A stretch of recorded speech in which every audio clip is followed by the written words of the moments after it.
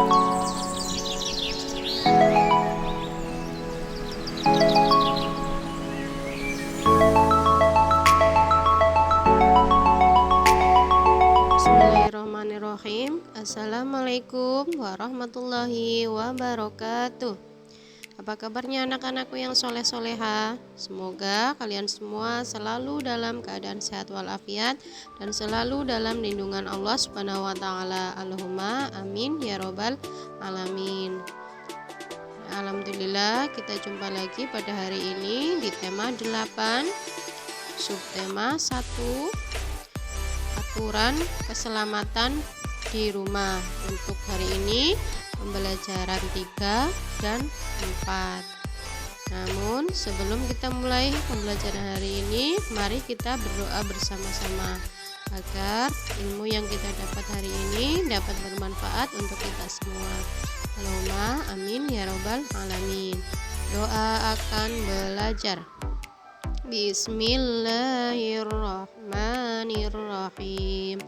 Rabbi zidni ilma warzuqni fahma waj'alni minas sholihin. Ya Allah, tambahkanlah aku ilmu dan berikanlah aku rizki akan kepahaman, dan jadikanlah aku termasuk golongan orang-orang yang soleh. Allahumma amin ya robbal alamin. Anak-anakku, langsung saja ya kita mulai pembelajaran hari ini, yaitu pembelajaran 3 dan 4. Yang pertama tentang muatan bahasa Indonesia. Nah, di pelajaran kali ini kita akan belajar tentang penggunaan tanda baca titik. Bacalah percakapan di bawah ini. Ada Made dan Ayah. Made berkata, "Ayah, lampu kamar Made berkedip-kedip." Ayah menjawab, "Coba Ayah periksa, mungkin lampu di kamarmu harus diganti." Made, "Oh begitu ya. Ayah, ayo bantu Ayah, kita harus mematikan dulu saklar lampunya. Lampu yang masih menyala berbahaya jika disentuh. Sekarang Ayah akan naik tangga dan Made tolong pegangin tangganya ya." Made menjawab, "Baik Ayah, hati-hati Ayah." Ayah menjawab, "Iya Made." Anak-anakku, dari percakapan antara Made dan Ayah, kalian perhatikan tanda bacanya ya. Ada tanda baca titik dan ada tanda baca koma. Nah, sebelumnya, apa kalian tahu apa tanda baca itu? Ya, tanda baca adalah simbol dalam bahasa yang menunjukkan intonasi dan jeda saat membaca kalimat. Ya, sebuah tanda atau simbol dalam bahasa yang menunjukkan intonasi saat kita membaca kalimat, yang itu disebut dengan tanda baca. Selanjutnya, jadi ada beberapa tanda baca yang harus kita ketahui, diantaranya yaitu tanda titik. Nah, digunakan untuk mengakhiri kalimat ya, sering kita jumpai ya, tanda titik itu berada di akhir suatu kalimat, gunanya untuk mengakhiri suatu kalimat. Pada pembacaannya, tanda titik memiliki jeda yang panjang. Nah, itu untuk tanda titik untuk memberikan jeda antara satu kalimat ke kalimat yang lain. Jedanya itu memiliki jeda yang panjang.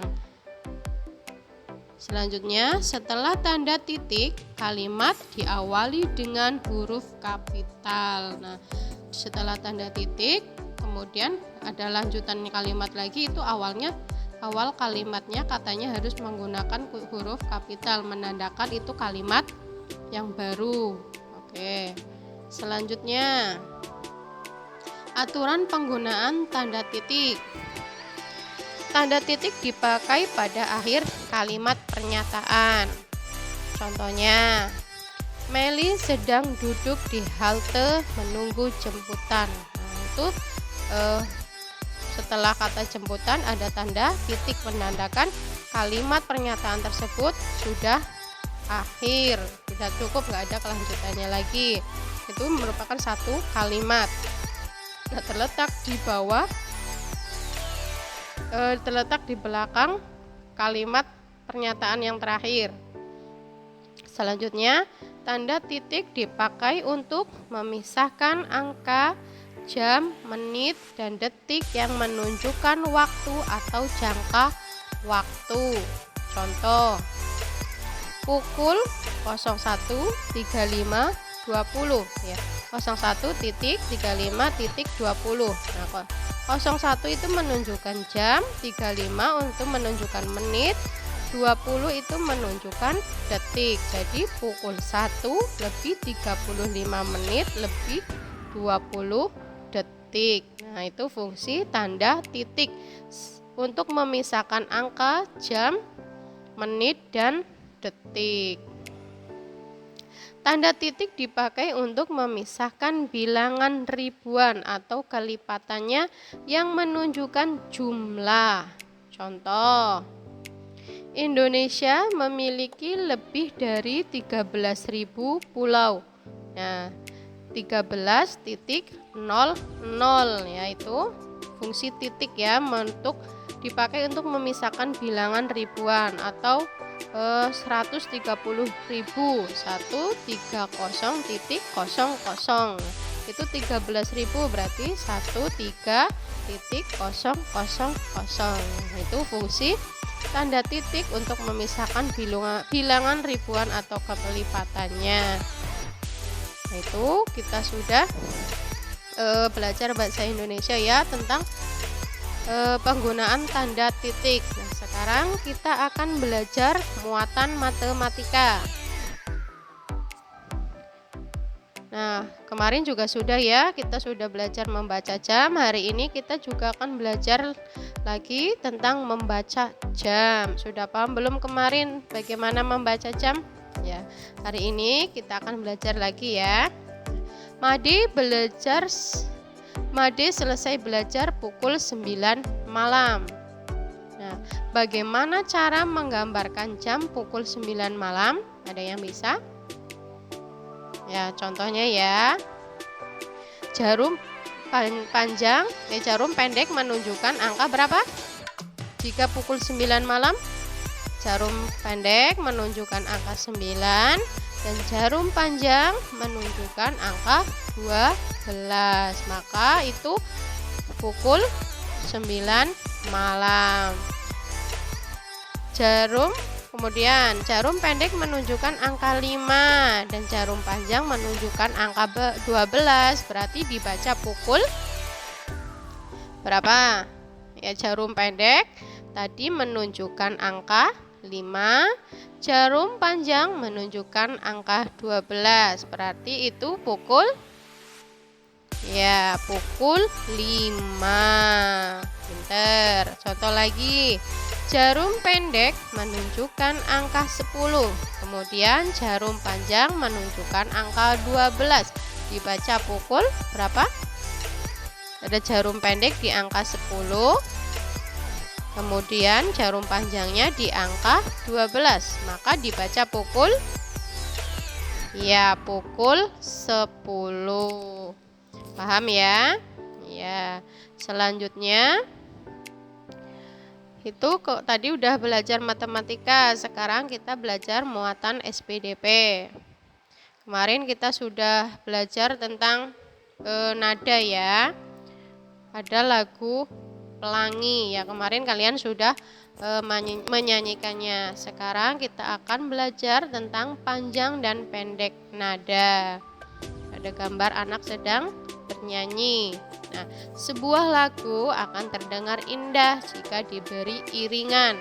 Iringan tersebut dapat berupa tepukan atau hentakan. Nah, kalian jika menyanyi itu agar lebih indah lagi bisa diiringi dengan iring-iringan, bisa musik atau yang sederhana tepukan atau hentakan. Itu bisa untuk mengiringi kalian bernyanyi untuk memperindah lagu. Saat bernyanyi, kita harus memperhatikan panjang pendeknya nada. Ya, jangan asal bernyanyi ya. Penyanyinya harus perhatikan panjang pendeknya, harus perhatikan nadanya, harus perhatikan ketukannya. Jangan asal bernyanyi, asal bunyi. Nah, itu nanti tidak enak didengar oleh telinga kita. Panjang pendek nada dapat dihitung dengan ketukan. Nah, ketukan bersifat teratur ya, dengan ketukan ya. Selanjutnya, sebelum menyanyi lagu, kalian harus membaca partitur lagu. Lihat dulu notnya, lihat dulu intonasinya ya, sehingga kalian bisa bernyanyi dengan benar sesuai lagu atau nadanya. Panjang pendeknya nada dihitung berdasarkan ketukan. Suatu not atau nada dapat memiliki ukuran satu ketukan atau dipecah nilainya, misalkan 1/2, 1/4, atau 1/8. 1/2 berarti satu ketukan ya. Ya, selanjutnya, nah coba kalian nyanyikan lagu tik tik tik bunyi hujan dengan ketukan yang pas. Kita nyanyi bareng-bareng ya. 1, 2, 3. Tik tik tik bunyi hujan di atas genting. Airnya turun tidak terkira.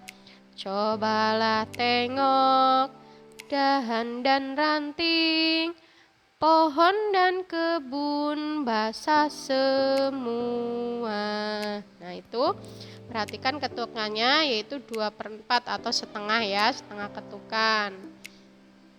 Kalian bisa bernyanyi dengan ayah bunda, apalagi ketika saat hujan sambil memandang hujan.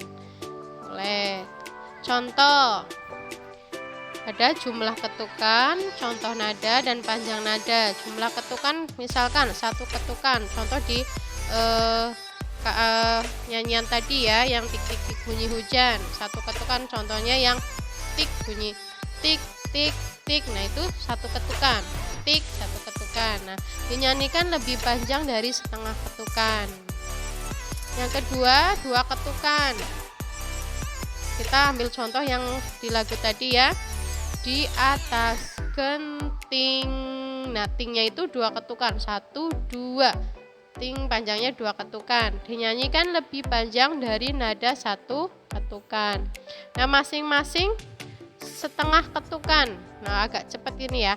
Airnya turun. Nah, dinyanyikan lebih pendek dari nada 1 ketukan. Nah, itu contoh panjang pendek suatu nada ya. Oke. Nah, demikian pembelajaran hari ini. Semoga apa yang Ustazah sampaikan dapat bermanfaat untuk kita semua. Allahumma amin ya robbal alamin. Ustazah akhiri pertemuan hari ini. Wabillahi taufiq wal hidayah. Assalamualaikum warahmatullahi wabarakatuh.